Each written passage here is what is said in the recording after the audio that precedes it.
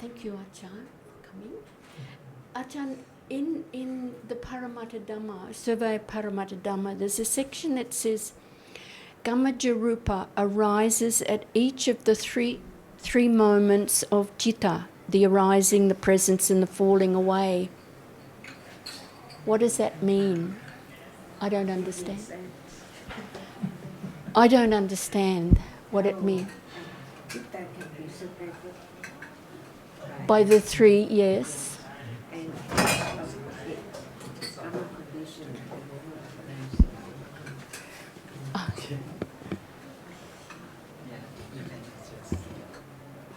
three Gamma. moments Kammaja-rupa arises. The moment of Upada, the moment of Didi, and the moment of Bangkok. While the Citta-rupa arises only just at the moment of Upada only. Can you say that again? There the are last three one. moments. Yes, the 3 moments of citta arising, presence, and falling away. So we talk about Citta-rupa first. Citta-rupa is conditioned to arise by citta, the same moment at the moment of arising. Citta-rupa. Only one moment of the 3, and for Kammaja-rupa, even at moment of arising, there is Kammaja-rupa arisen by Kamma. At moment of Titi, it's there, and even at moment of Panka. Okay, so I'm still none the wiser. I think Ajarn, she seems to be saying there that The difference between the citta which is conditioned by Kamma or by citta. The citta cannot produce the other 2 moments, but Kamma can Gamma can. condition Kammaja-rupa. even one citta, 3 moments. There must be Kammaja-rupa at moment of arising, Titi and Panka. But for Citta-rupa, But why is it rupa then? Why? Rupa is Rupa. No I- why. Well, you're saying, this is what I think you're saying, that Gamma is conditioning the jittas, but And also the Rupa, the rupa. even the rebirth consciousness, it doesn't produce only Citta and Cetasika which are Vipaka, but also Kammaja-rupa.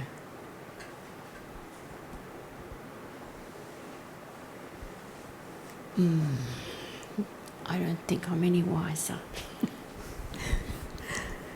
We just talk about at what moment that condition Citta, Sarupa, and what the other moment, even the Titi and Panka, only Kamma can condition Rupa, while the Citta cannot condition the Rupa to arise. The 3 moments, just only the first one.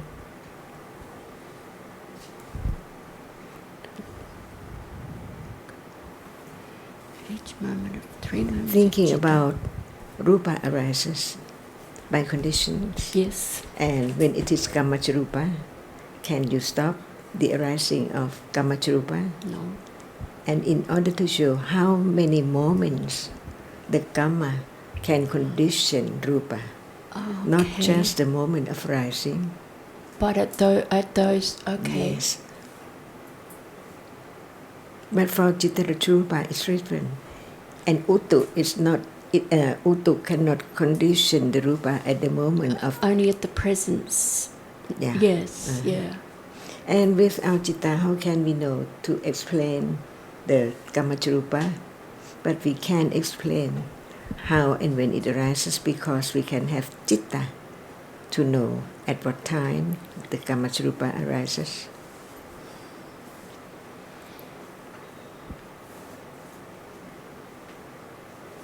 So, Without Citta, we can say like that too. Yeah. Yeah, even so, without Citta, it arises like that. But we don't know how to be understood. We have to say with Citta, the 3 moments of Citta. That's the only way to explain the Kamma conditioned. All three moments, while Citta Sarupa, only the first arising, and the Uttu and Ahara, the Titikana only. So is that because the Kamma is so powerful? Could you say that it has to operate in all three moments? It can't operate in, say, the Kamma cannot operate just in, it can't operate just in that arisen moment. It has to be, it's powerful and has to arise in all three moments. Or can we say at the arising and Bangkok stage for Chitta are 2 weeks to produce Rupa? Pardon? At the arising of Chitta. We have to understand what kind of Citta does not produce Rupa.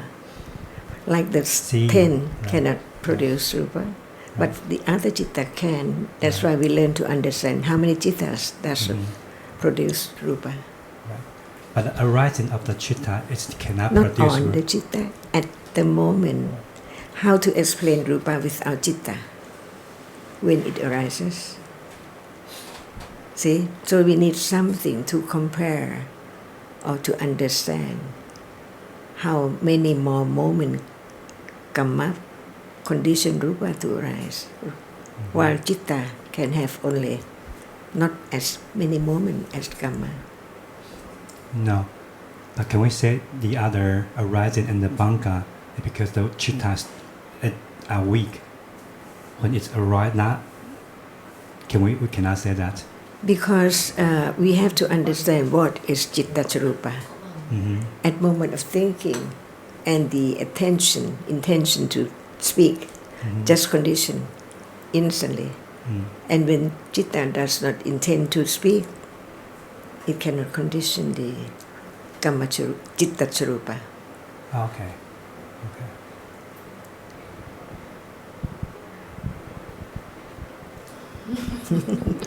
Think of Rupa as Rupa and Citta as Citta. And what can condition Rupa? Kamma by its own way, and Citta by its own way, and Uttu and Ahara their own way.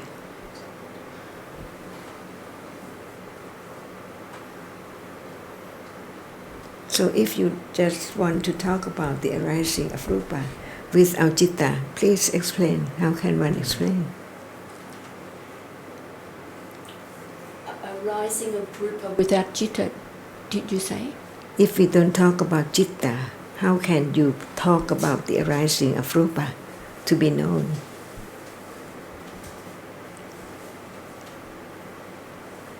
The only way is to have the understanding of the three moments of Citta, Upada, Didi, and Bangka, to know that Kamma conditions more than Citta. Kamma can condition more Rupa. Yeah, that's why I think, in my way of thinking, that it's more powerful than... All right, yeah, because it can produce more. Would that be correct? How can I say? I'm not the Buddha. But you know more than me. So I follow the teachings that no one can know at all except the enlightened one. Yes, that's probably, yeah. If one knows more, then please talk about that. See, but no one knows better than him. True, yes. That's why we have to find out the reason. And when it arises, because it's Kamma, and Citta just arises with Citta at the Upadakana of Citta.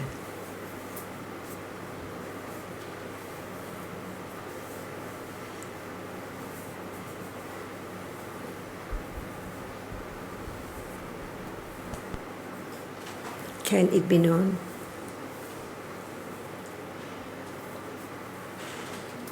Can it be penetrated? Well, somebody knew it, but the Buddha knew it. I don't know if arahats know it. It depends on What can be known?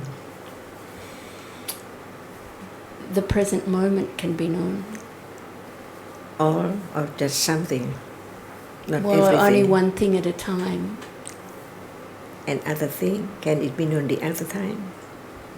At another time, another thing can be known. What else is left? Not can be known.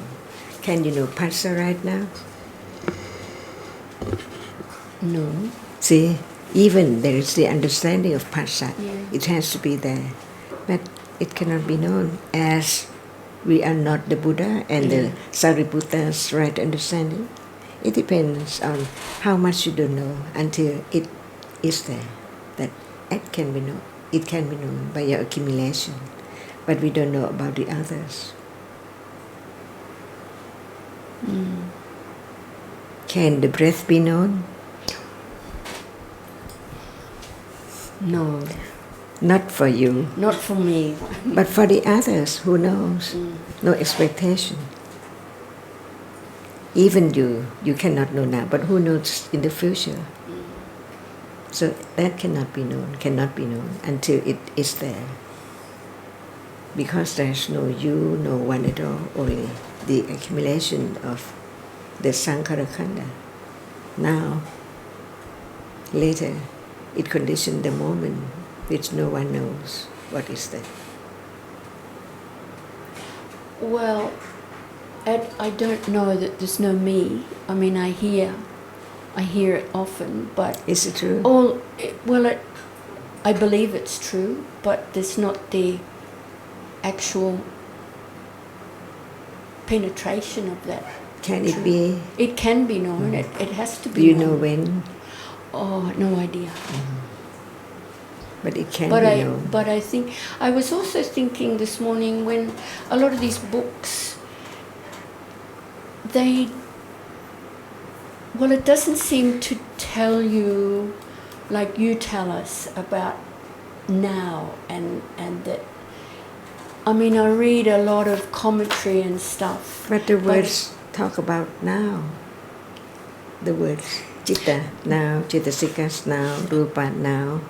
Okay, it does, I suppose. Yes, I believe that. But it's also like reading, and I think this is why possibly we're reminded that listening is important, because reading, yes, you can read and read and read, but if there's not the listening and explaining what is being read is about now As not self. then we don't know. That's why the right attitude while one hearing, listening, studying the teaching is there's no I, no one at all, only realities. So while one reads or hears, one hear about the realities, not me. Because the reality is the reality. Arising and falling away, unknown. But it's true.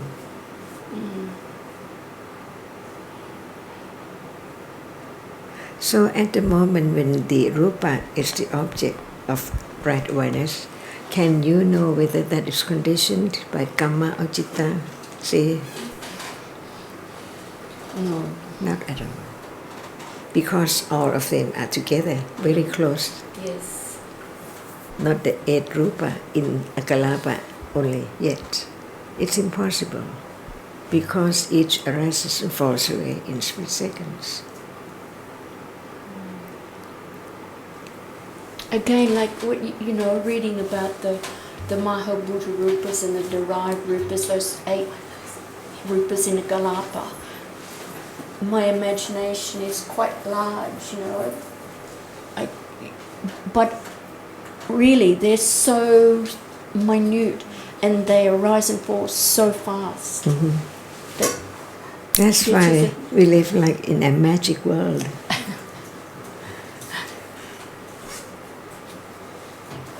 Yes.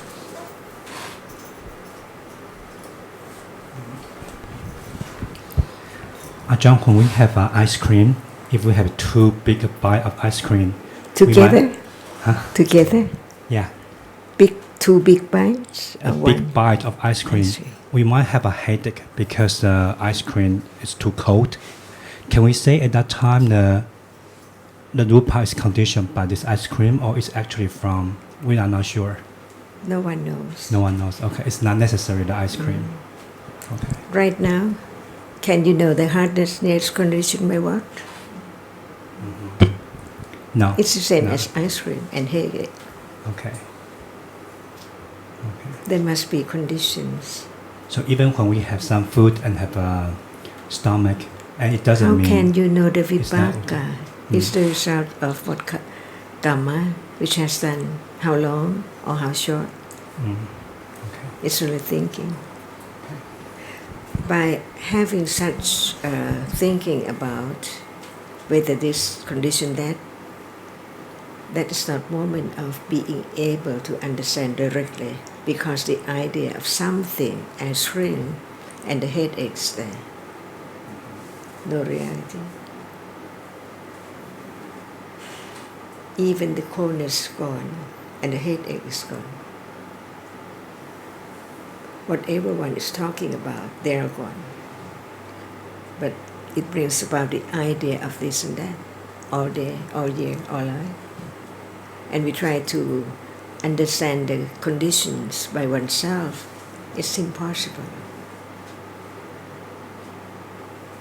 But we can understand the difference, like ice cream is not Dhamma conditioned rupa. Oh. We know that it's only temperature, uttu. But if you think more about whether it conditioned this, it's different. Because only expectation, speculation, not really understood what's gone.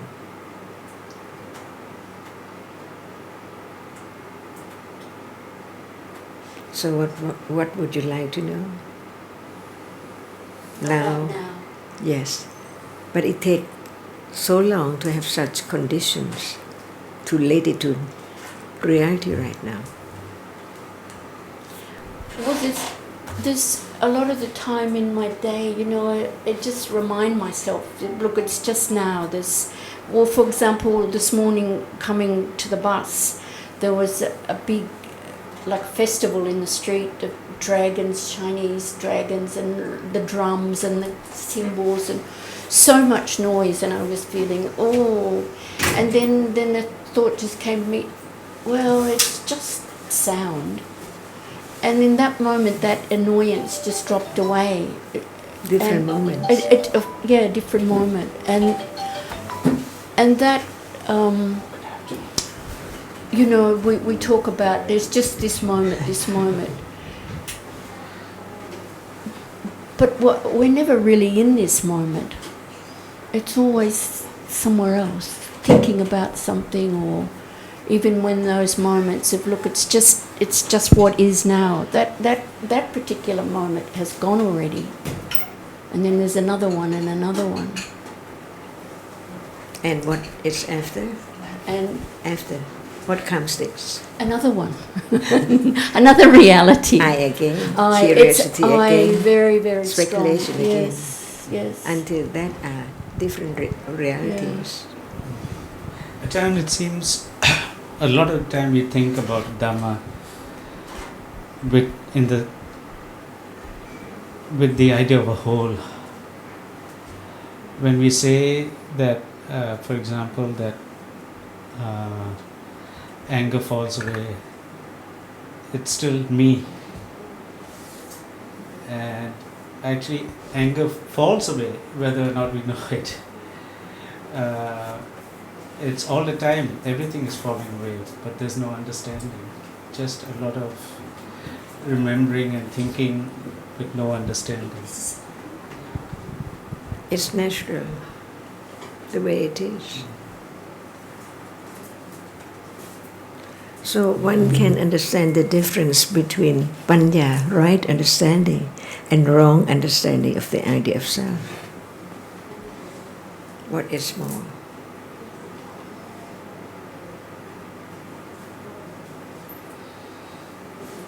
So in other words, even sometimes what we take for intellectual understanding is not understanding. It is, but it is at level of intellectual. But As the long understanding has already gone, but we're actually talking about something else. But it's there. It's there, done its Yeah. job. Mhm. Yeah. It conditioned the thinking, that particular thinking, but not precise. Yeah.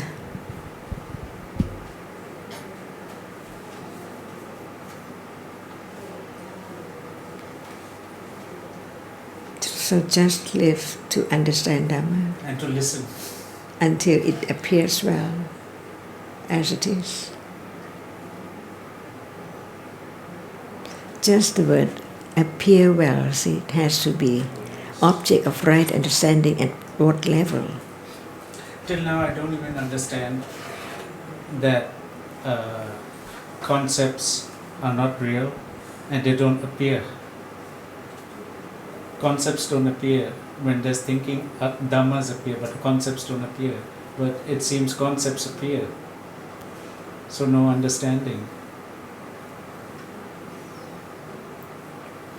I think that's why it's said that we live in the world of concepts. And we don't even know that See- actually it does not appear. It seems to appear.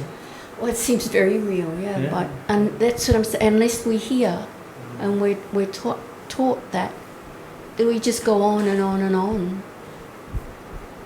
Even when we're reminded, there's no understanding. Do you understand that concepts don't appear? Are not real? Well, intellectually, I can. You know, I've heard it enough, and I. No, but right now, right? Oh, There's no understanding. Just intellectually, you're thinking about the story Yeah, yeah. of the difference between reality I'm and thinking concept. about what you're talking about, Yeah. and you're a concept. Appears through thinking. Appears through thinking, but when we say No reality. no reality. So, what actually appears? Because what we think The object already, of thinking. it's a long story. Object of thinking. So even when we say the glass is there, it's actually many chittas and chittasikas. So what really Millions and appears? millions, yeah. What really appears? At this moment, Yes. at moment of seeing, that appears to I see. can understand seeing. At the moment of seeing appears. Yes. At the moment of hearing, The sound appears. Yeah. But at the moment of thinking, what is it that appears? Thinking, the object of thinking. The object or the thinking appears. It can be anything, of course. There's so many Thinking realities. has what object? It has a concept as object. Mhm. So the concept appears. It's there as concept. Object. So we can say object appears. Yes, aramana paccaya Because what includes a concept. what we also know about the word appear, as you were just saying. It's there to be known. So known, because when we are told to understand what appears, we mean only realities. We refer Or only to concept. realities. But how can we understand concept? Because it's there as object. But it has no characteristic. So we know that it's concept. Appear and arise are two Appear, different. Even Two different. appear, yeah, I understand that. Normally we said the aramana appear, but thinking with the concept appear, but thinking arise. But we also know that when we use the word appear, as Ajarn was talking about earlier, we're talking about in the sense of realities appearing. Like So we use the word realities, and then we use the word concept, which is the different from. but it's the reality. appearance is not the same. When realities no, not appear, at all. That's why we know that it's concept, it's not concept. not reality. I like the comment, without reality, there can't be concept. Right, but what actually appears when we think? And we can say what appears. It can be realities or concept. we can say that concept is not reality because we use the word reality and concept. But Ajahn, often you talk about appearance in terms of, in the context of understanding growing more and more. So means that from intellectual understanding there's direct understanding to know what the object is a reality, Or is concept. knowing what appears at that time. Visible object appears to Panya. But when it's a concept, it's not like that. Concept can't be the object of Panya, as in visible object is the concept of is the object of Panya. The understanding the difference between the two is panya. That's And at that time, That's what the is key. the object of Panya? One by one. When it's the concept, it's not reality. That's why we know that we are living in the world of concept.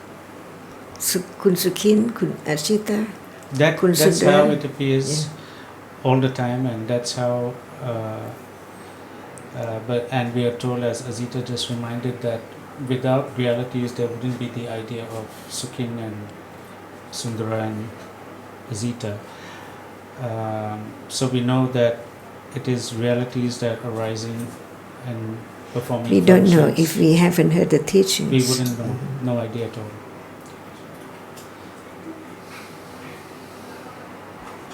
What is the And- samatha form?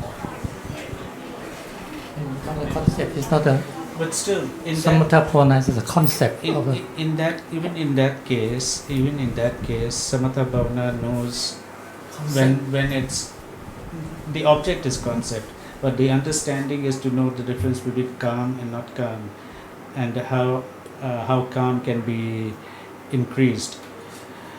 But it's not knowing anything about the concept.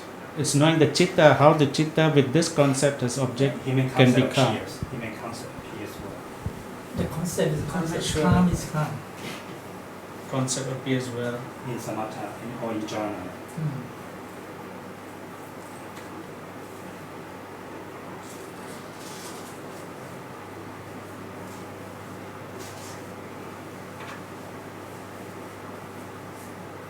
And So, what Ajahn, when we talk about beings being the object of metta, which is kusala, no ignorance, at that time,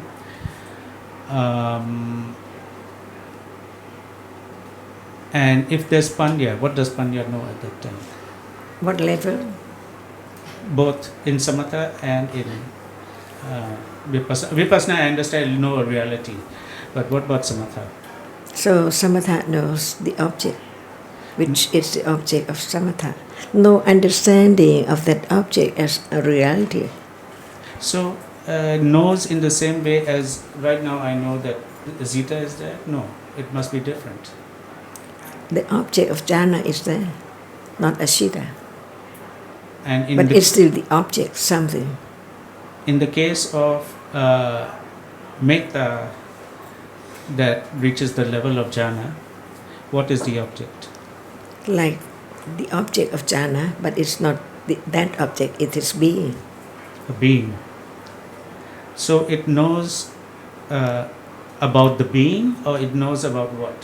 What does it know? Any, as being.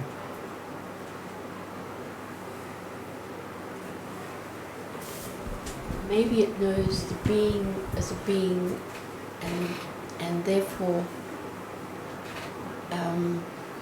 that the being is worthy of metta or something like that,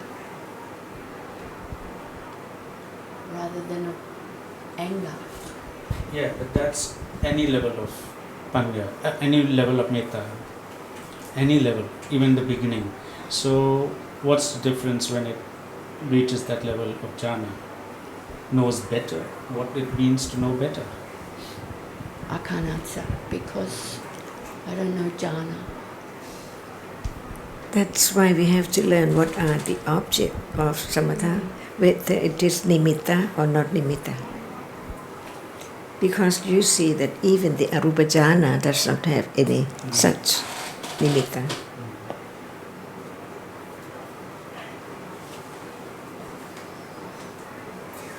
But none of the jhanas have reality. The jhana citta is reality. The jhana citta is a reality, but the object of jhana citta Concept. is a concept. Mhm. In all cases, it's never Not a reality. all, because for the arupa jhana, the akasha is the object of. Right. But that's also a concept for him. Only two are not concepts. Akasa, in this case, you're saying, It's the object of and the Vijnana. reality of Akasa. Vijnana. In order to have the higher understanding of the arupa jhana, to reach the Vinyananjayatana, see, it has to have the akasha first, and that citta becoming the object of vijnana. Oh, that chitta becomes the object Yes. of vijnana. And the akasa, we're not referring to padicheda, No, the other citta, akasa. the citta which is akasa nanjayatana. Oh, it's difficult.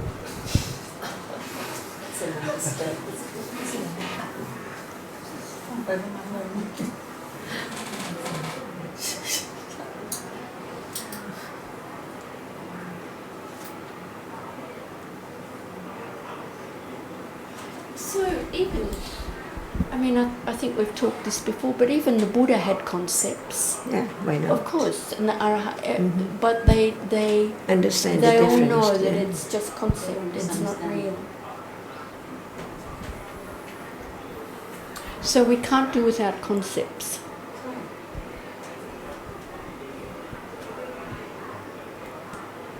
All the teachings are to be understood. Teachings of the Buddha. Not to do. What to do. No one can do. There's no one. But there can be understanding. As not I. Yeah, I just heard on one of Ajarn's Thai talks about someone was talking about in the suttas, it's written about the bhikkhus walking, right, and being mindful.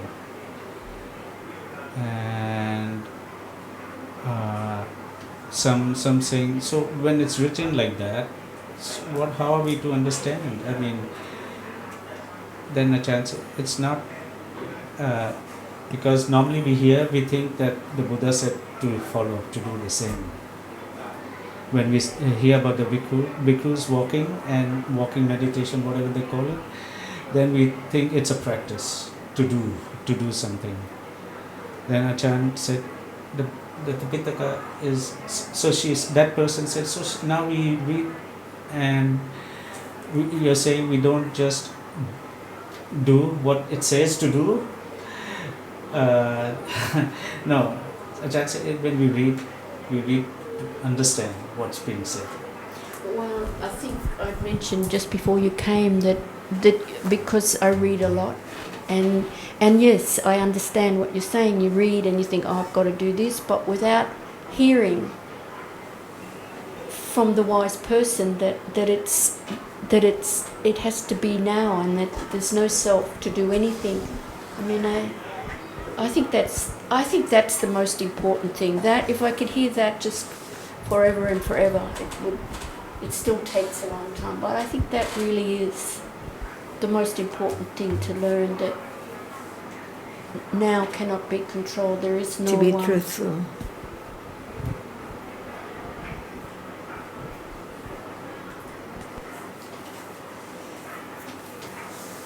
And the truth is, Panya is not I.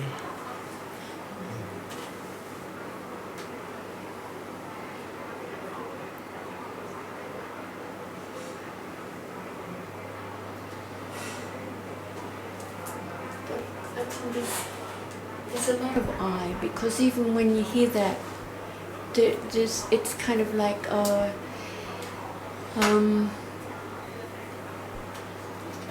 it's just there. It's just all the time there's I, me, wanting to do or doing, or it seems to be there all the time. The idea of I, or the concept of I, me. I think that's why Ajarn always comes back to seeing, hearing, now, because it has to start with now. To know that Panya is not I, it has to begin with knowing that seeing is not I, hearing is not I. So we just have discussion on what can condition more and more understanding of no self. Like when we talk about aswa, we know when does it arise, which one, to understand that which is not known now can be understood intellectually until it can condition moment of direct awareness before the truth can be revealed by Panya developed. Otherwise, if we haven't heard about the aswa at all, we might think that there is no akusala at all when Panya develops. But since it's real and Panya better understanding it, aswa is there. If Panya doesn't know it, it's there. So those accumulations, I mean, whenever there's kusala or agusala chittas arising, it's all it's accumulating, and it just continues to accumulate. So if there's understanding, that this, even if it's a very low level of understanding, that just also It can accumulates. be more and more. But vipaka does not accumulate. No, I'm saying the agusala and gusala. And also the result of karma, it's there. The You mean latent- which has in the past, yeah, and which continues.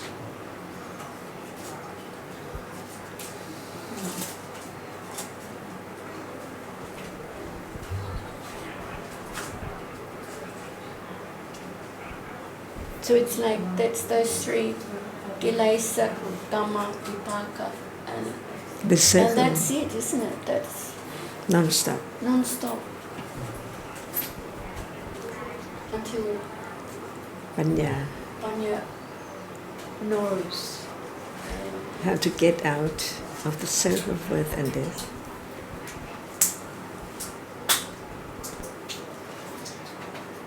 But not many people would like to get out.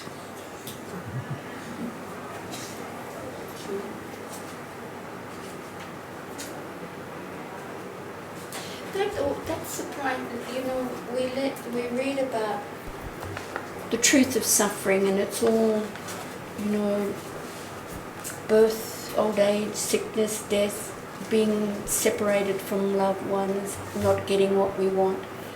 So much of it is seemingly unpleasant, and yet we do want to keep, Because there is I. because it's I always think if I do this, it'll get better. If I do that, it will get better. And that's why there's a second noble truth, is because of that I, and I can do it better next time, I'll do it better. This is something we've heard a long time, and maybe here also, that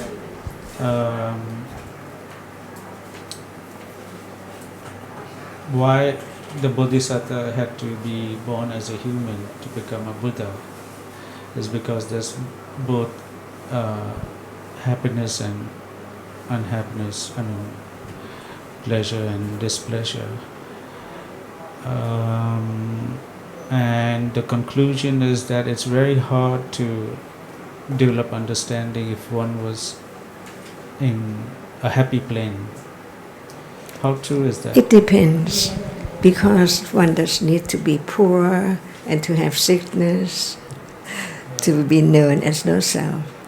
There must be the understanding of whatever, even pleasure, must be known as not self either. And that is the path, the only path, the development of understanding of whatever, no selection, no choice, to see the anothernness more and on and on. Not enough.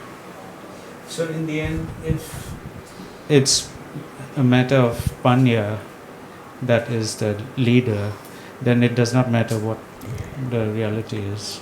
As not I. Mm. See, even such understanding, it can be I think like that. I begin to agree, but it's I. Until nothing can be done because of the understanding that there is no I at all. Even right now, whatever appears is conditioned. The understanding of letting go is not just thinking about that, but more understanding that after that, what else? The I comes in instantly, so quickly. If panya is not there, one might think that I now am happy to understand that there is no self. So, in other words, even when we hear, and in reality there's very little understanding, but we sometimes mistake that there is understanding. It does not matter because it's just conditioned reality is the way it And is. what about this does not matter? Even that, yeah. I of panya, again, it happens of that again degree, and again. the degree of intellectual understanding, or the moment when it's aware directly of the reality, but hasn't developed understanding enough to penetrate the Pativeda. So it takes longer than we think. Much more. Cannot be speculated.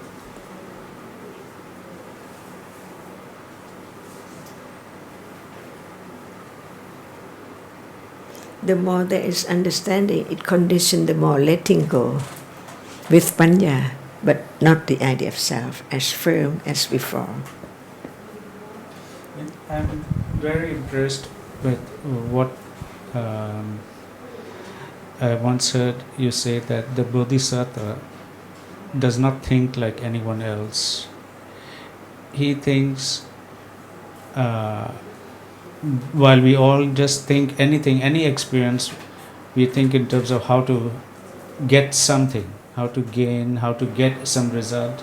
The Bodhisattva's thinking was how to detach. And we can see the big difference, Yes. because all day we're just thinking of getting something. Even Dhamma, we're getting something. Never enough. Never. Before then can be just a little moment of thinking about the truth. From nothing to be something and then nothing again. Completely gone.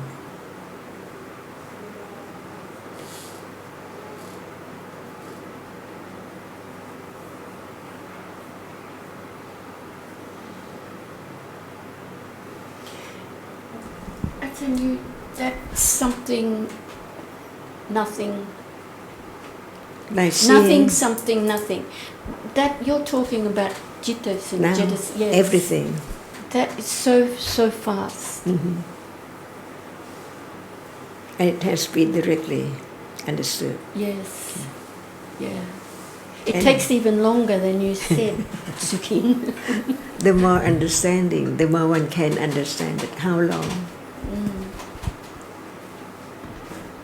What life with no expectation at all.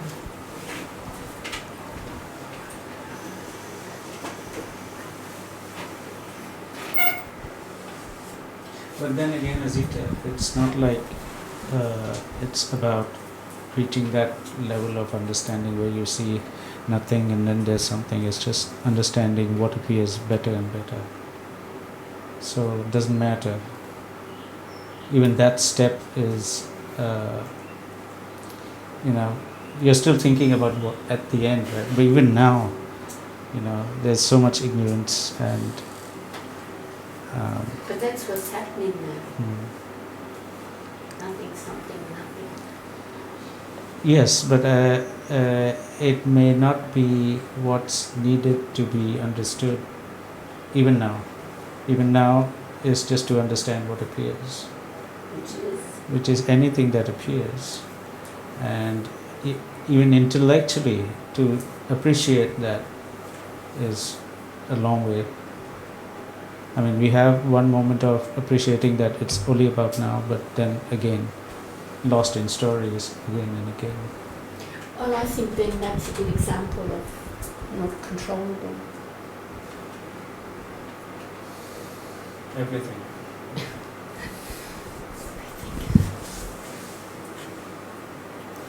That's why even you know a lot of the books on the teachings, but it cannot yet lead you to the direct understanding of this moment is useless. That's why now it seems like we don't get anything from talking about such and such, but actually when there is the understanding, it's conditioned to let go. And when we hear such things, we're already thinking, oh, do I have that? Did it happen?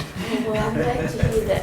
It's the same for me, and it's like, well, I might die tomorrow, and then I'll never hear this again. Or where am I going to go? Blah, blah, blah. All those stories.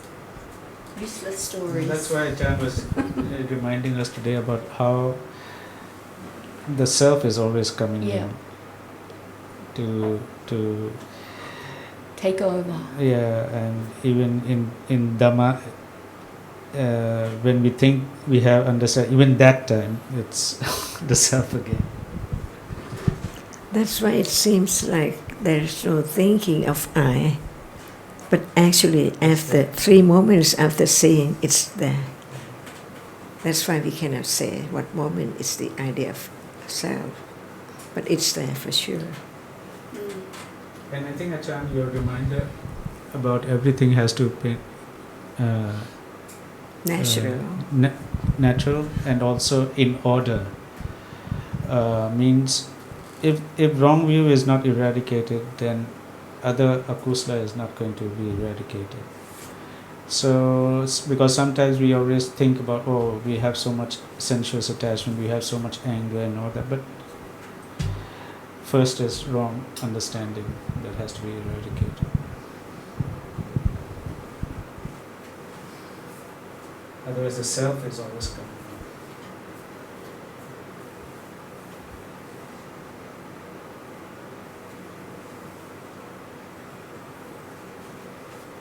That is the understanding of the path is very important. Otherwise the self try to have samma, viriya and so on, but actually that cannot be controlled or have it arise at will. Depending on understanding. When there is the understanding, the other cetasikas arising is right, because of right understanding.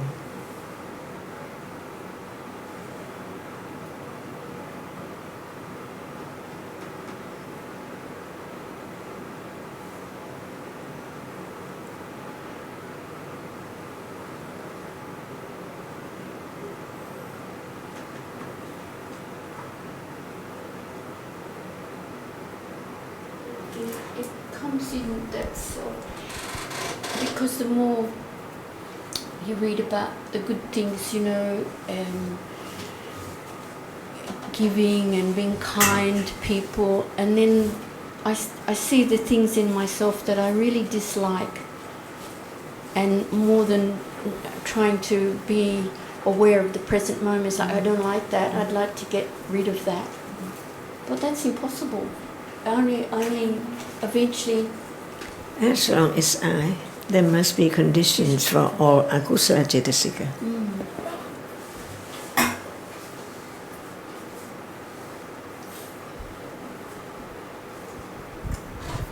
Ajarn, it seems the Vanchaka Dhammas particularly happen when we, like what Azita is saying, when we think that, okay, dana is good, sila is good, But not you. and that is bad. Did you not hear, Huh? hear what Ajahn said? What? But it's not you.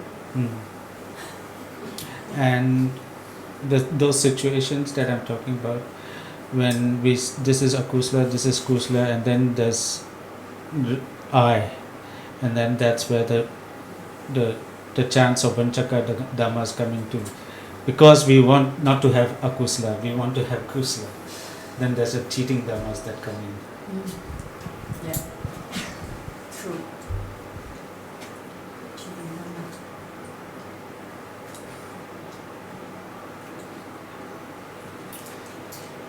What's an example of a cheating dhamma? I don't remember the list, but they are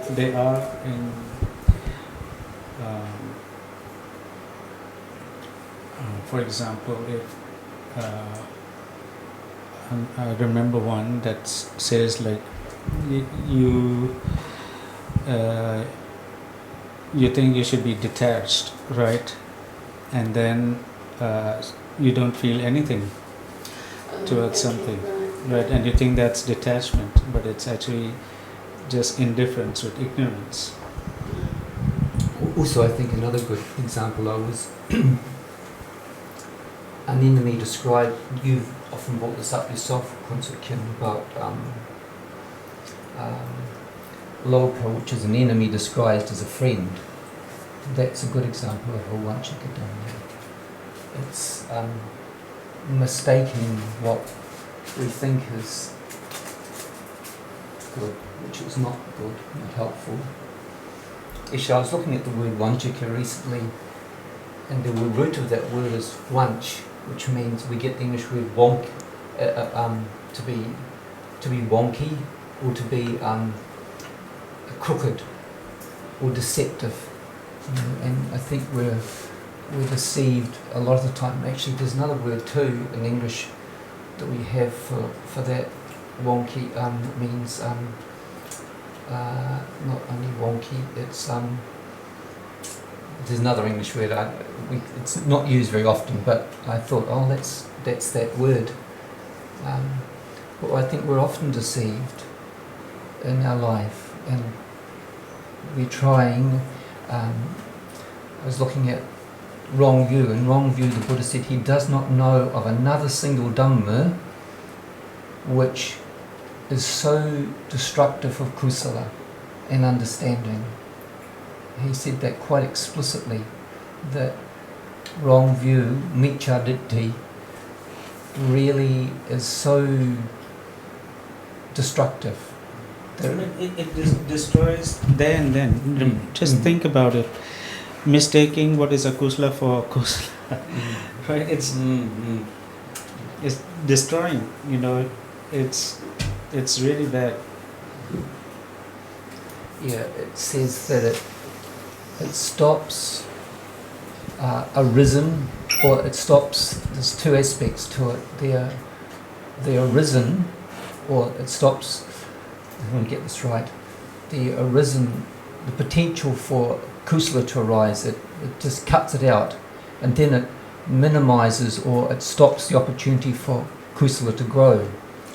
It has many different aspects to it, so it's very insidious in that respect. You could say in that way it's kind of like a Vanchikadhamma too. It seems.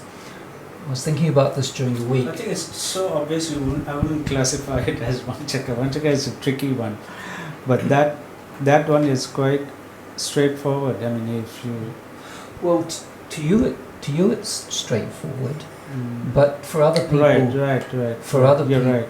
For other people, Especially, for example, someone says it's good to go to a temple and yes, pay respect to the monks and don't even think about understanding, just do something. That's destructive, because that's in the name of good, you're doing something out of attachment and ignorance. And like when we read things, I was looking at the sutta during the week. The word padhana, and padhana, which means skillful effort, it was translated as meditation. And I think, well, that will mislead people. And the four samappadhanas are about, and this is what essentially virya is about. Kusala virya relates to the samappadhanas. It's the development of kusala. Now, when we think about those four, the maintaining of kusala that has arisen, the encouraging of kusala that has not yet arisen, the awareness that of the kusala, of the akusala has arisen, and to mitigate or and to eliminate. But that has to be done with right understanding. If there's not, and many people think that it's by doing meditation you know, that they can get rid of those things. So it's quite tricky in that sense. That it's quite it's not tricky now because you understand more clearly the dangers of wrong view, and we're starting to appreciate how we can be deceived. So it's not so much the translation, Oh, of the no. word. It's just a wrong understanding. If people don't hear the Dhamma, first of all, they're not going to have that understanding.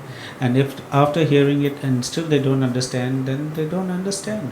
So it doesn't matter whether they use the Pali or the English translation, right or wrong. It's still I. Right. True. No, that's a good point. However, I would say to that because people's accumulations of a wrong view is quite strong, and they hear that word meditation, that's inclined to reinforce that misunderstanding that they have about the Dhamma.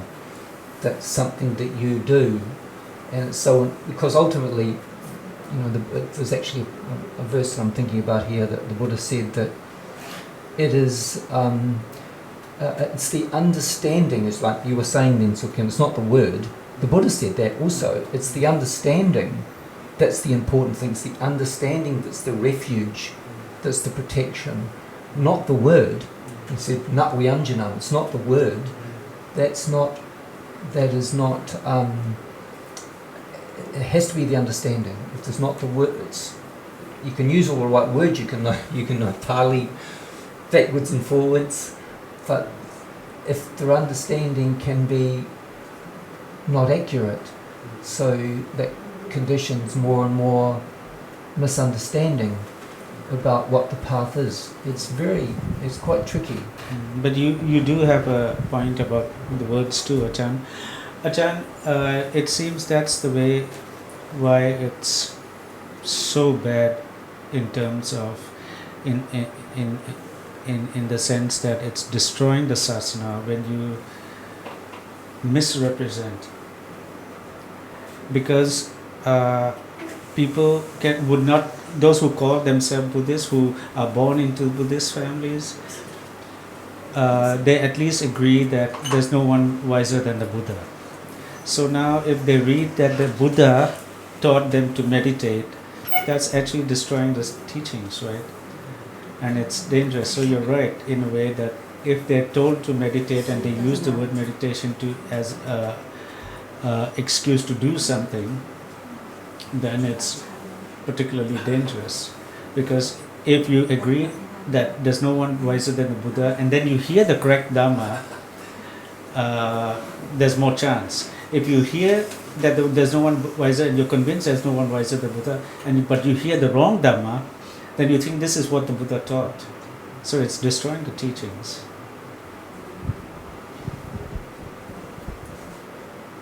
I mean, other religions are not destroying the teachings because they think Jesus is the greatest teacher or this and that. But it's the Buddhists that destroy the teachings when they misrepresent the teachings.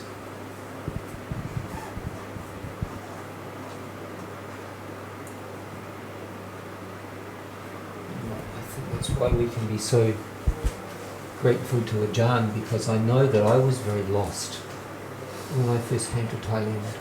It's almost, I can't help thinking that we're lucky to meet.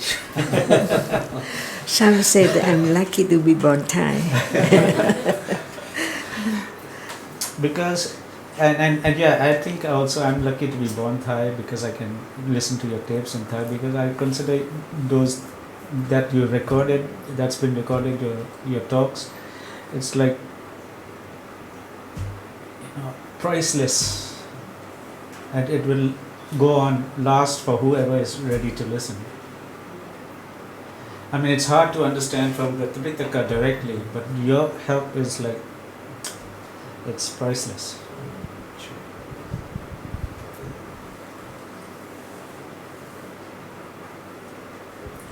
And we can begin to appreciate the subtlety and the delicacy of the Dhamma. It's difficult. It's difficult.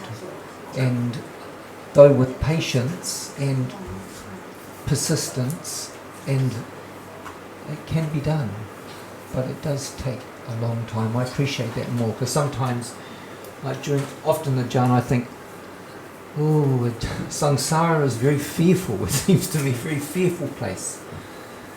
And then I think of my accumulations, my akusala. Then I think of all sorts of things that are not helpful, but I think samsara is a scary place.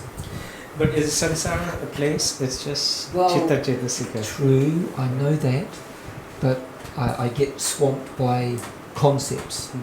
But actually now, this is the danger of samsara, rise and fall. Well, you're a good friend, Sujin, because sometimes when I think about samskara being very scary, I don't think wisely. I think akusala, dosa. That's the problem with when we don't hear we haven't heard the Dhamma. We usually say we want not to be reborn again. Actually, what we're saying is that we don't want to be born in unpleasant realms. But in a happy plane, we don't object at all. Well, I Is this sometimes. your number? Somebody asking, is this your number? In Kanchana.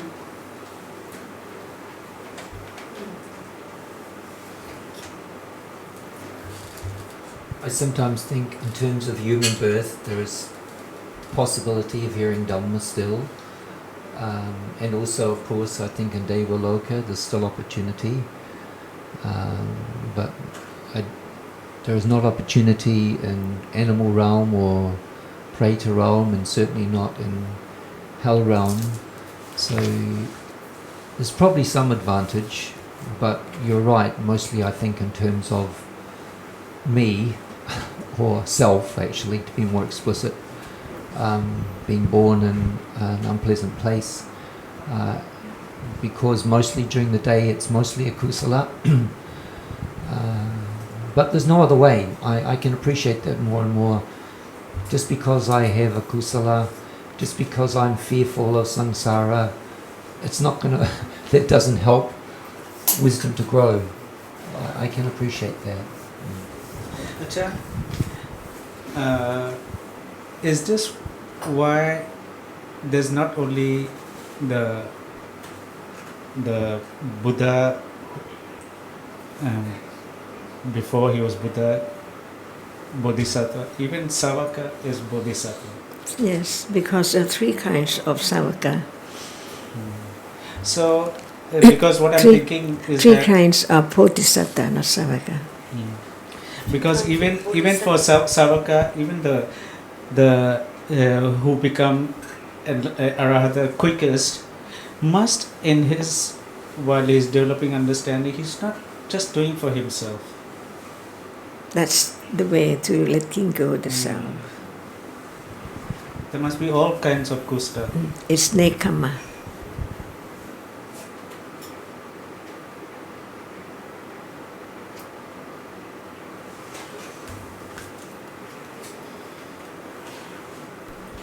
You said two kinds of bodhisattva. Is that Three. some Three. three? Samma Sambuddho, Pacceka, and Savaka. Sauka being Savaka, Us. Future. the follower, is Savaka. Now we are Savaka. I was going to say Ajarn. When there is the understanding of the teaching so well, never get lost, never turn away. And I was relating, you were talking about the fear, what's going. But when there's confidence in what is being learned, what is confidence in Dhamma, According to to understanding. our own understanding that this, it cannot be any other way but what it is right now. The more understanding is conditioned, the more sattva, confidence. Right, yes. Yeah.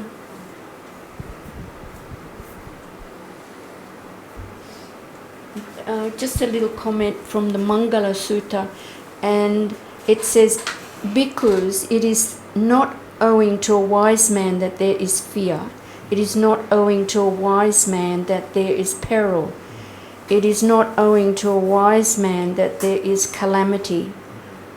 Moreover, a wise man resembles such scented goods as Tagara flowers, and one who consorts with him resembles a leaf in which Tagara flowers have been wrapped, and he becomes fit for wise man's cultivation and approval.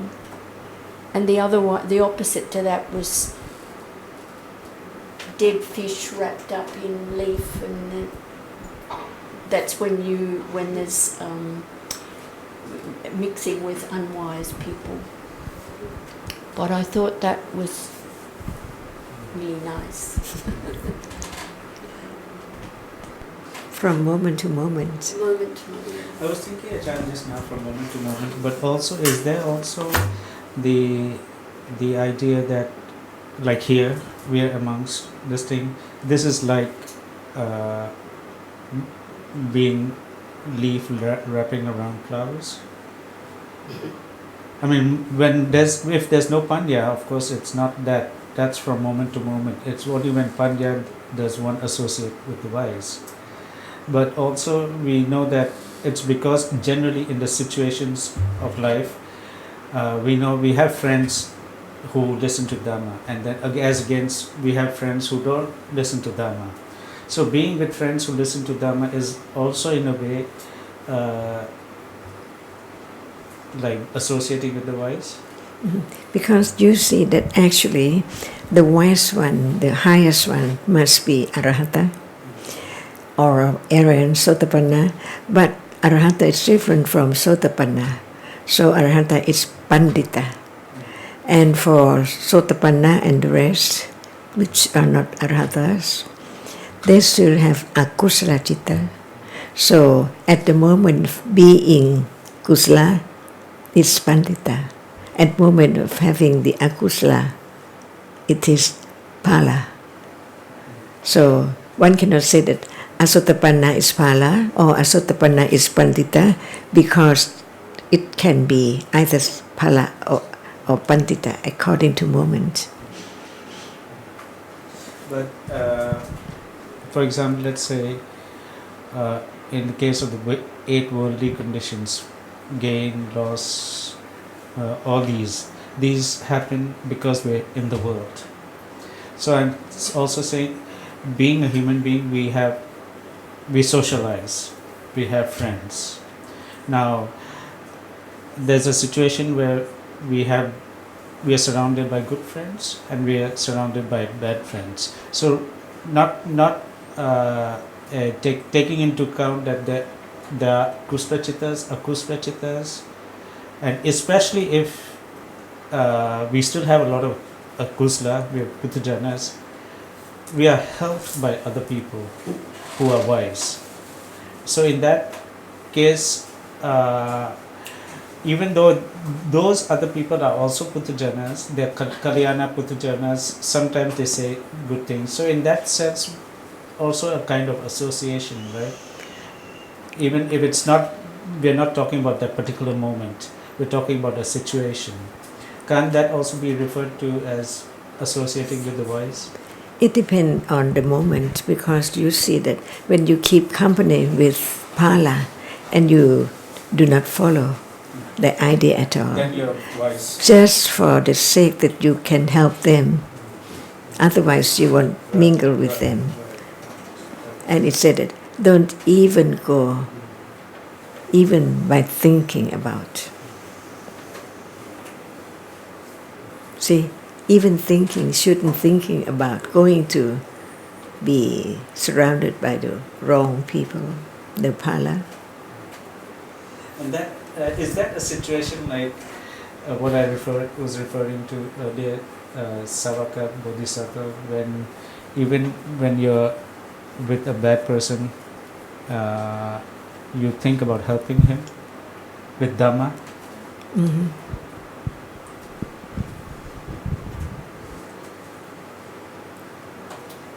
just for that purpose.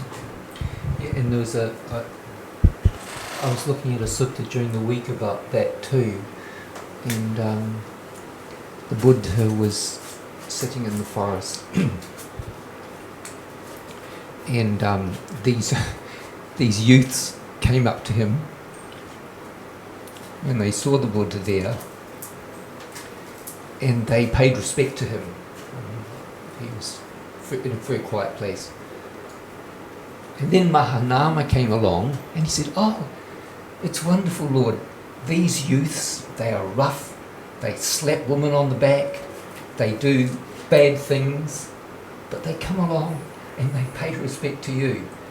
And then he said, the sutta goes on more and more and says about how the Buddha was able to encourage all types of kusala, like no matter whether the man who walks in the field or if the one is generous of heart and good of heart, he affects the other one and affects the other one, so that even those rough youths that who were paying respect to the Buddha, they that kusala can develop. You know, that kusala is contagious in a way. It affects other people. The Buddha would have known these fellows and some of their behaviours, no doubt, but he never spoke about that. You know, it's just the other fellow came along and he said, "Oh, it's wonderful, Lord," because normally these fellows are so rough. And the way the sutta goes on, it was showing how the Buddha encourages all sorts of people to have many different types of kusala, and how people are influenced when they see good people doing good things.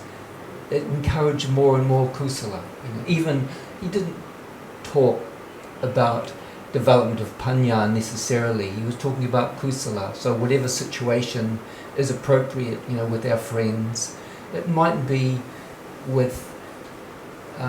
We don't have to necessarily talk about high levels of panya, but we can talk about different types of kusala, how it's good to help people, it's good to be considerate, it's good to be kind, all those things. The Buddha spoke about those very cleverly in the sutta. I thought it was very well put together, because I haven't really come across that sutta before. I hadn't come across that sutta before, so it was interesting to read about it. You know, how there are always opportunities for kusala. And that's what and that makes me wonder whether there was anyone during the Buddha's time who had only a kusala chittas when seeing him, meeting him. Probably not, no? Someone came to him to argue, but in the end they, you know. Depending on their accumulations. That's right, because there were some who did come and who did disparage him, but as you said, sometimes they did. But I think, sometimes they spoke about. I'm trying to think of some suttas, but there were some people who talked about him in very unfriendly ways, and of course, the famous example is Devadatta, who. He did some pretty crazy things, but even in the end, Devadatta came round to realise that. I'm sure though there were. I'm just trying to think. There were people who, who disparaged the Buddha and twisted his teachings at times in the wrong way. There are certainly people. I can think of the opposing teachers, like. Who never dared to come to him. They probably thought only akusala about him all the time. But I'm wondering whether those who did come and see him, whether it was part of his vipaka that they, when people come to him, they have to, they smile and they, things like that. Well, it's always that. There's the very famous sutta, the Upali Sutta, where that fellow Upali, who was a very wealthy villager, and he was a follower of, I think it was Purana Kassapa, could have been Makli Gosala, I'm not quite sure. And Upali was told that he should not go and see the Buddha because the Buddha was a trickster. He was a conjurer, Mayavi. He could deceive people. And one day he decided he would go, and he listened, of course, because his teacher said to him, his old teacher said to him, "Oh yes, you can deal with him. You can tell that Gautama how foolish he is." And of course, when he went along to see the Buddha, he slowly began to realize that this man, he eventually became enlightened.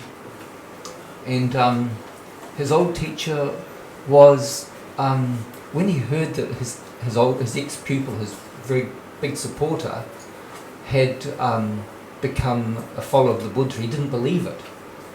He said to him, he went up to him and said, "I thought you were going to go and tell him." He said, "It's like you went along to geld the horse and you got gelded yourself.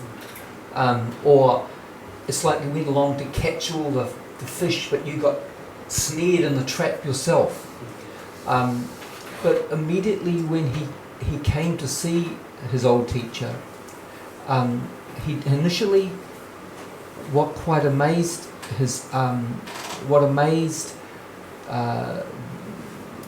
the old teacher was that he never stood up for him anymore. He just stepped. He was now a Sotapanna, and his old teacher came, and he said to him, "Are you mad?" Because he wasn't standing up, because he wasn't paying respect to his teacher. Because always traditionally in India, you always paid respect to your teacher. And he only, so everything changed quite dramatically because he had heard, he knew how foolish that was, and he had experienced the truth at a very profound level, that what he had been learnt before was just foolish nonsense. And he did say in the end also, he said, because he had been told that the Buddha was a trickster, was a conjurer, was a deceiver, and he said to his old teacher, "Oh, may it be that all my relations are so tricked, are so deceived by such an amazing person. May everybody be so deceived." So he used that word deception in a really positive way, or tricked, because the Buddha was so clever, amazing. We can never, of course, imagine we can't imagine that, but he is able to impart the truth in ways that people can understand and perceive it. Even though, as you said, it's a good example of somebody who had a lot of accumulations for very strong wrong view. But when he heard the Buddha, he knew instantaneously, actually, even though he said to, I'm going on a bit here, I don't realise that, but he said to when Upali was saying to the Buddha, he kept on asking these questions, but he knew from the very first answer, he wanted him to go on because he wanted to hear each example the Buddha gave him of how wrong his teachings were. It was about, they believed that striking, that physical kamma is much worse than mano kamma. The Buddha said mano kamma is much worse than they believed that that striking was much worse than mano kamma, or voice, or vachi kamma was much worse than mano kamma. But the Buddha said no. And so each example the Buddha gave him, he knew straight away that he was speaking correctly. That of good friends and bad friends. Bad friends, like we think of bad friends as fools, as people who don't listen to the Dhamma, who speak loudly, but sometimes those bad friends have some really good qualities. So it's not, you can't just say they're bad friends and that's it. Because I'm going by example because I do have the occasional bad friend, but I know there's aspects of those people that are, one I'm thinking of in particular, she is so generous and so caring for her mother and many different things. And then sometimes the so-called good friends in Dhamma, they can speak harshly. They're not always good friends in Dhamma. And what about the understanding? What about the understanding? Well, probably in both cases the understanding, because if the person I mentioned, so-called bad friend, maybe they don't even know any of the Dhamma. So But they do it's have good qualities. it's good by virtue of leading one in the right direction. So if someone so someone's kind, someone is generous, but has no right understanding. Yeah. It's your own thinking that's your friend. Yeah, and that, because that, you've just reminded me of the, it's called the sutta called the putting away of malice. But you're right, because Sariputta said to the bhikkhus once, there are 5 people in the world who you can feel angry towards. And I won't go all of them, but the very first one, he said that by way of speech, they can speak perhaps the Dhamma very skillfully, but when you watch them in their behaviour, you will see that they might hit little children or they might be cruel to animals. So Sariputta said you should consider their skillful speech at that moment rather than focusing on the negative sides that they have.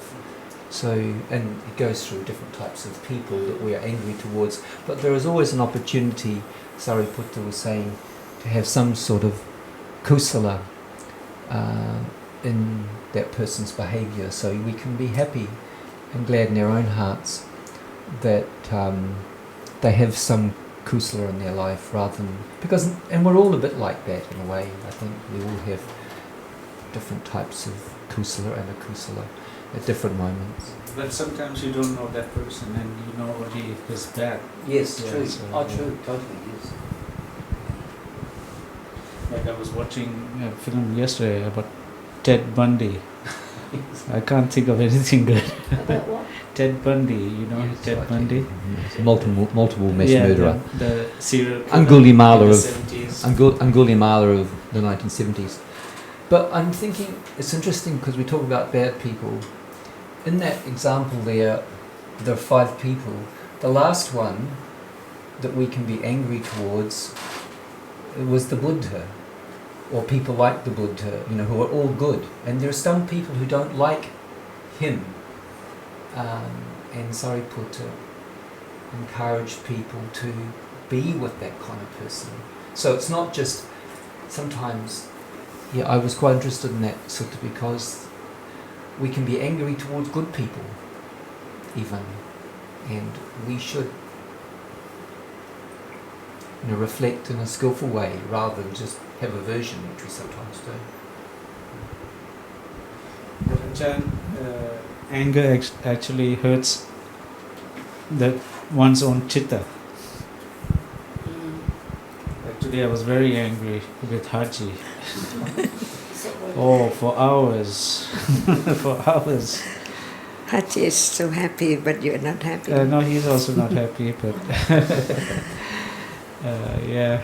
But I could see that I'm the person I'm most attached to. I could be so angry with.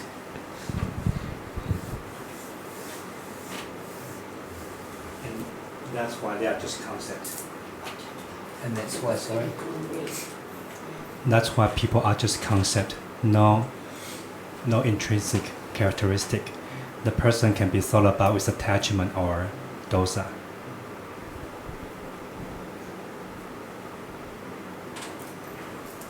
And how's Haji now? He's not so good. He's got his problems. No one knows. It's right only now, him. yeah. Yeah. But we can see the disadvantage of getting angry or any akusala. Just a tissue. Stuff on you. And we can be reminded about the disadvantage of attachment, because without attachment there's no anger. He's got liniment on his arm and I touched him to.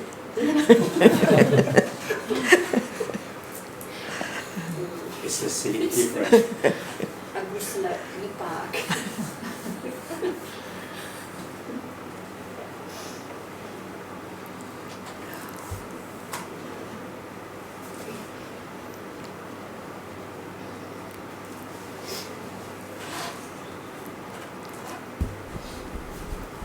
So we never know what's going to happen next.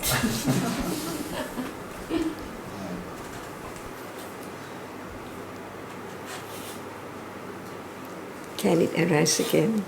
Pardon? Can it arise again? No, never. Gone. You can pull through that.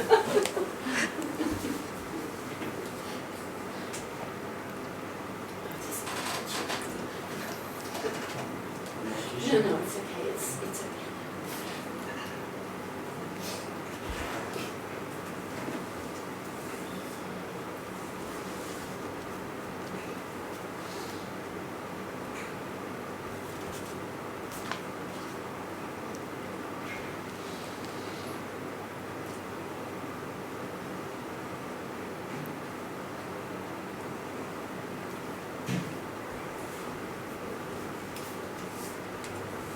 So Sujin, do you want to tell more stories about Haji? What is the problem? No. No? He doesn't want it.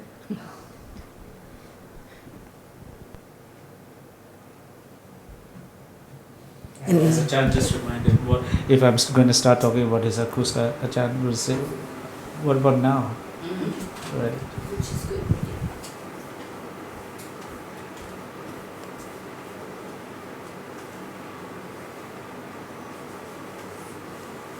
And thinking about how full avijja is. See, How full. avijja is. Taking that reality as haji. Yeah, getting angry with the eyes or the body or the ear or what. To just that idea of someone. And yes, it's the stories. It's so much, and it's actually just one moment of Dhamma rising and falling away, but so caught up in stories. The best thing is understanding the value of metta, because it's not there yet, so it can be aversion. But when there's metta, oh, he's gone. What we take for Haji is gone. Everything should be the object of metta, kindness.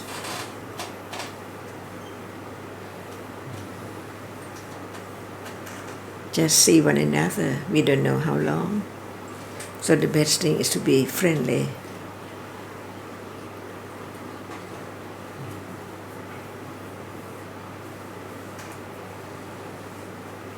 And one doesn't see the danger of, at the moment when it arises, the others get on very well, but the one who has it is like touching the fire. That's the anger. One's own fault, one's own ignorance, nothing to do with the object at all. That's a good example, Ajarn. It's like we're putting our hands into the fire. Well, that's what good friends, as you said, Sujin, before, the Kalyana Mitta who reminds us about these things. It's easy to forget, and we've all got accumulations for dosa. There are conditions, we all have it. But when we hear wise words like that, it enables us to reflect more carefully about the dangers of akusala, especially at that level. We've accumulated so much attachment, so when there are other conditions, there will be a lot of dosa. You know, it's difficult sometimes, but you just need to be patient and be around good people. Keep on considering the Dhamma. That's the most important thing, you know. And that's a blessing. You can begin to see what a blessing is all about. You know, to associate with the wise. You know, that's such a rare thing. Very, very rare. Very, very rare. Sujin, when a lot of time before, when I get angry, and Ajarn's words always ringing in my ears, on my mind, that the reason you get angry is because you didn't get what you want. Very simple. Everything to your friend, your husband, your wife, your kids, your maid, or whatever. And it's really right down the point, you sit down and think about it, it's really you didn't get what you want. You want that person to do exactly how you want it to be, not this way, it's got to be this way. So it's actually helping me a lot in the past. I think also it's if we're full of kilesa, and so if there is no kilesa, then there's no anger with any, they can do anything out there. It's only because there is kilesa still here, and that's the good reminder for me, because anyone, as Ajarn often said, anyone can do anything, but it's what arises in here. I say in here, there's no in here out there. But it's there. If there's no kilesa, then there's no problem.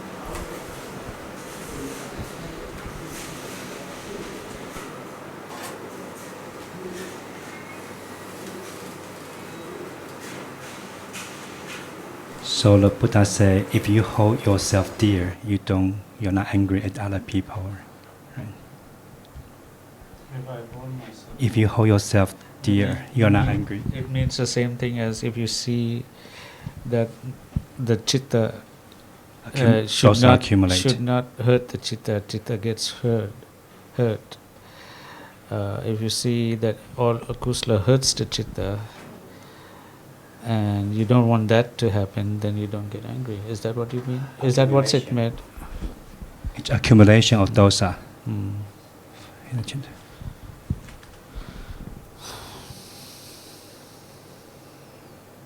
And Ajarn, we can see how we don't love anyone more than ourselves. Oh, definitely. Surely. 100%. What are you talking about? The level of panya, anakami, that there's no dosa. You see it? What you said? You mean? Yeah. It's about the danger of dosa, not eradication. Of course, not a level of eradication, but to see the danger of dosa, right? Accumulation. There can be many levels. Even intellectually, there can be understanding.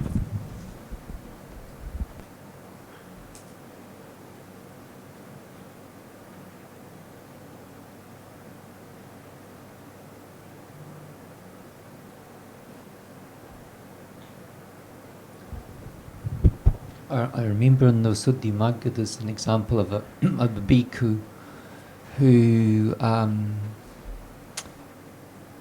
when he was arguing with the other bhikkhus for over some matter, and he said, "Oh, I left my family with tears in my eyes, and yet I've come here to lead the holy life, and I'm fighting with these people.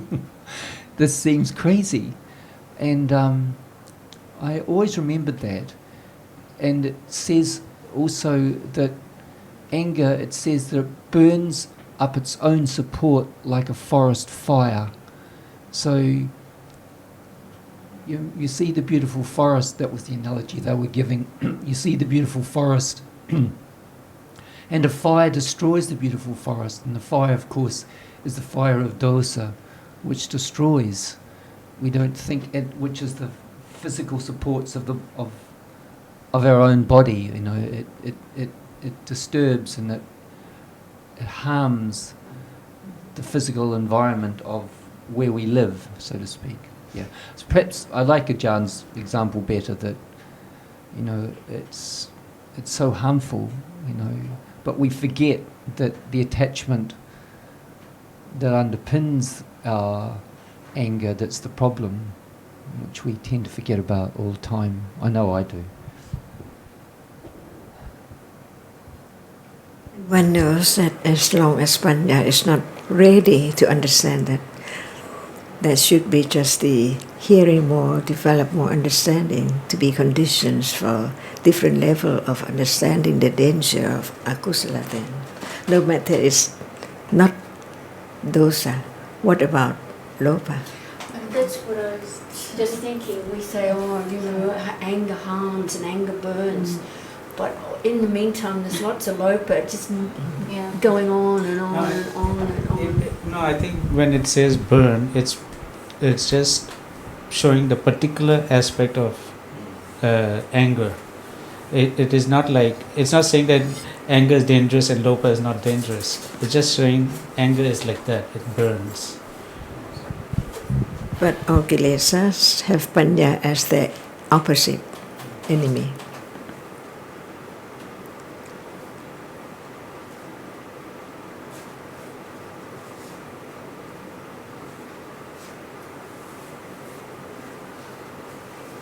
So all depends on right understanding. And in the meantime, as you were quick to point out earlier, what about metta? I mean, panya, even if it's little, but it's good to be reminded that all kusala is helpful. So metta also can help a lot.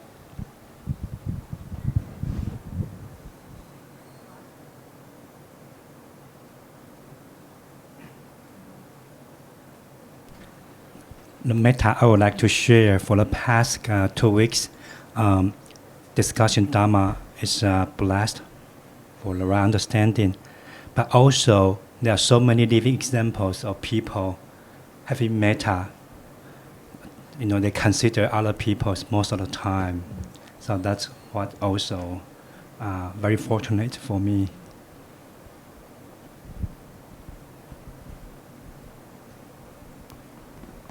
Friendly, no matter when, what situation. Better metta than attachment. Because with children, with family, it's all the time attachment. No metta. But no one can stop. It's conditioned. But Panya can understand as not self at all. And that would actually be the future sorrow. Attachment instead of metta. Without Panya, no one can have such kusala moments to be known as not self. See? So the first thing is to understand the nature of realities as not self. As long as there's still being, one cannot stop having such feeling. And similar to the developing of right understanding, it's not choosing any Dhamma. Metta also, no choosing who.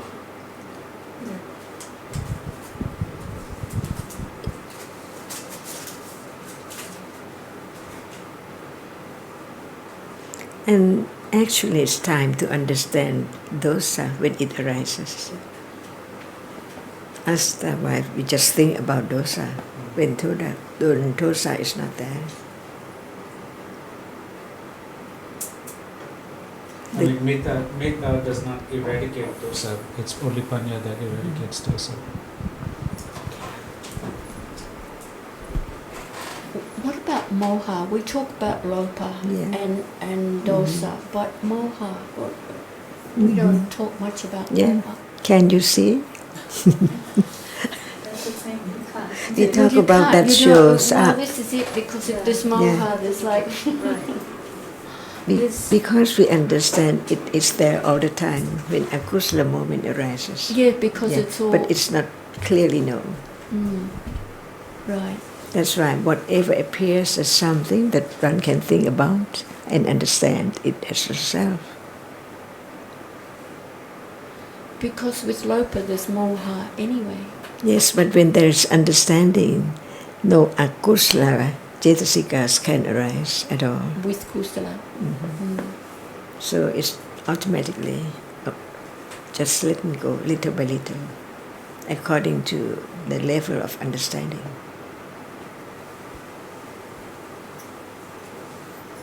And for me, I think it's helpful, when we talk about jittas arising and falling away, along with jetasikas arising and falling away, happening so quickly, that they're good reminders that we can't make kusala arise. Like if I really don't like this person, I'm not going to have metta. But there might be metta. I don't know. Any Dhamma can. Any Dhamma can arise. Yes. Before there can be such understanding of that, whatever appears, it takes quite a long time without speculation about this or that. So it depends on panya to understand whatever realities are showing up. Like dosa is there so much, but without understanding, we take it for I immediately. Before there can be a moment of understanding it as not self. It's just that which is anger, unpleasant feeling, akusala citta, depending on what aspect you're thinking about.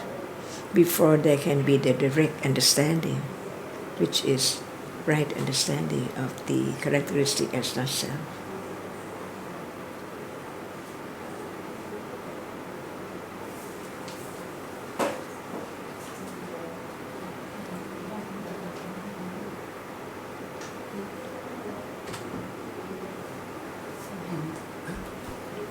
And I think that's why it's important to hear often, to listen often. And that is becoming clearer to me that, in the day if I'm listening, there is a lot more contemplating on the Dhamma. But if I go outside, then it's outside, there's everything else to... Until panya is strong enough Yes. Until panya is strong enough. to arise unexpectedly, Right. even at different level.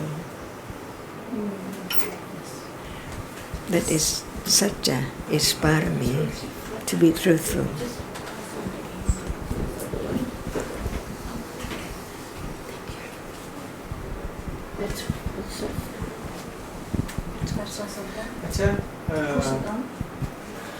I'm wondering if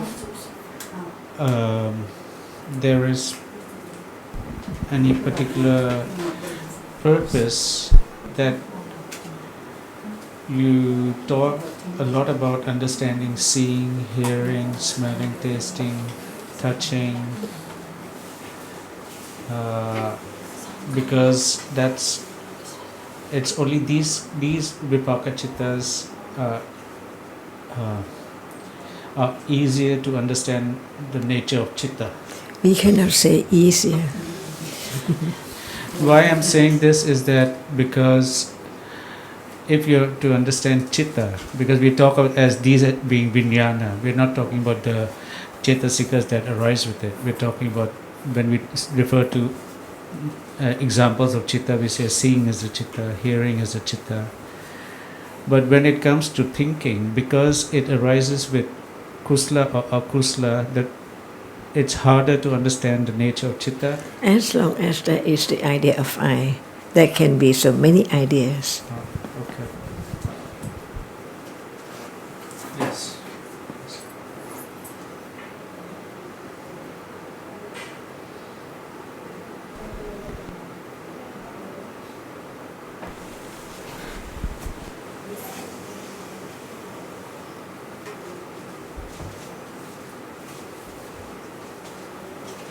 So when the idea of lessons,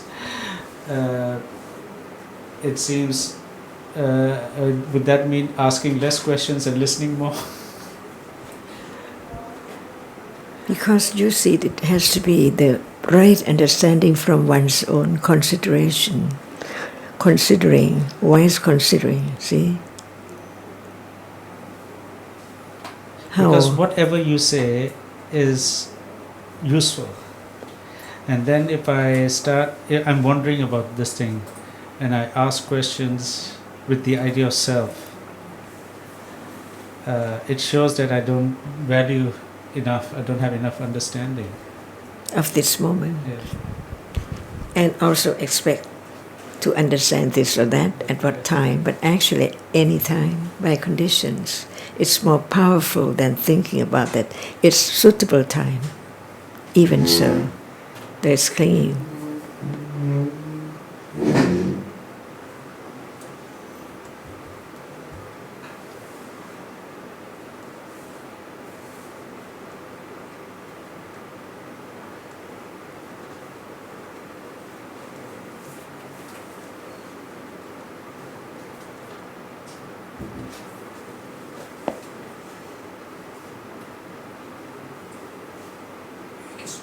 Today we have Tesana Sutta. Maybe help. Can you maybe understand Thai language? Just in Thai. Can you please read? ภาษาไทยชัดมาก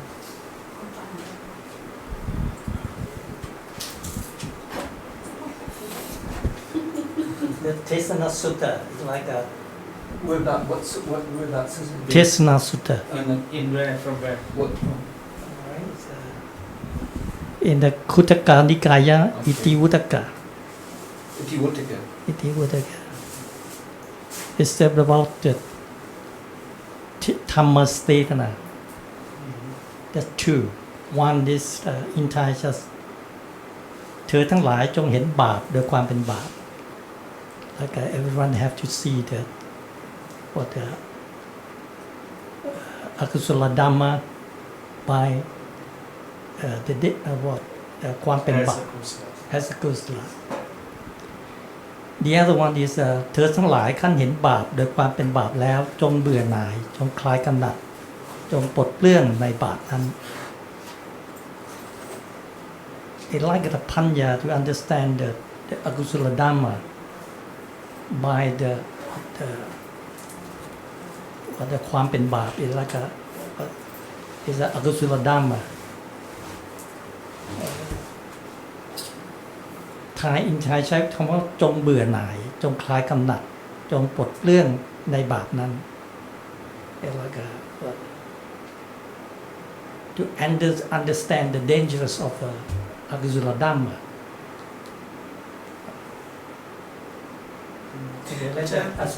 This is the example of why it's so difficult for people who don't meet the wise friend to misunderstand. It's so easy to misunderstand. From the wordings, it says to see the akusla as a kusla, and therefore detach, relinquish. This is what I was going to say, that the thing that I've learnt from Ajarn is that no matter what reality arises, even if it is akusala, it can be known as just the Dhamma arises and falls away. Whereas a lot of people think, oh, you're an angry person, you have to work at getting rid of this anger. That will never happen. You just get more angry, probably. But that's not what I'm but saying. that is so, just whatever arises can be known. But that's not what I'm saying. What I'm saying is that the Buddha is talking about seeing the danger of akusala, right? Which we understand that only Panya can see. And when Panya sees, there's detachment at that time. From the wordings, it sounds like you see and then you become detached. So people think that is something you have to do, right? Okay, no, you can. But akusala as akusala, but it could be taken as kusala, like a righteous anger. So before any detachment, what is kusala, what is akusala actually is also important stage. So when it's taken for kusala as in righteous anger, then there's no panya. So there's not going to be any detachment. So some people, when reading that, might think, oh, even if I'm having righteous anger, I should just let go, right? But I just trying to get the Sujin mentioned about the hardships, angry 1 hour, but it's just a Dhamma. Because not seeing akusala as akusala.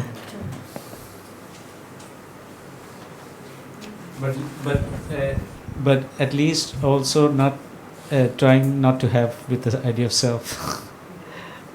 That's what we gain from coming here, because some people will try not to have dosa.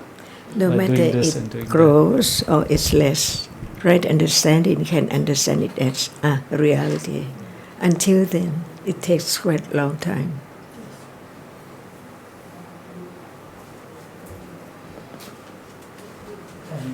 And the Vincent talked about the dangers of water accumulates, right?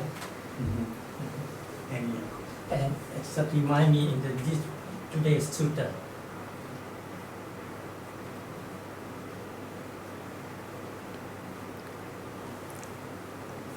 And if there's no understanding of akusala at all, how can it be eradicated?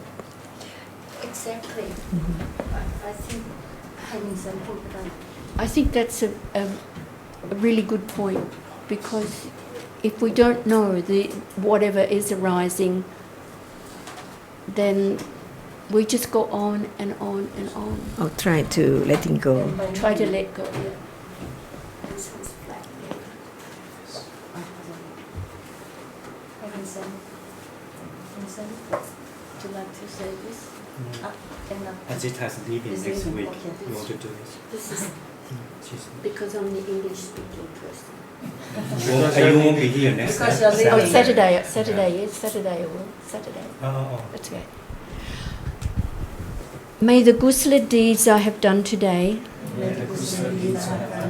be known to my parents, to those to whom I owe gratitude,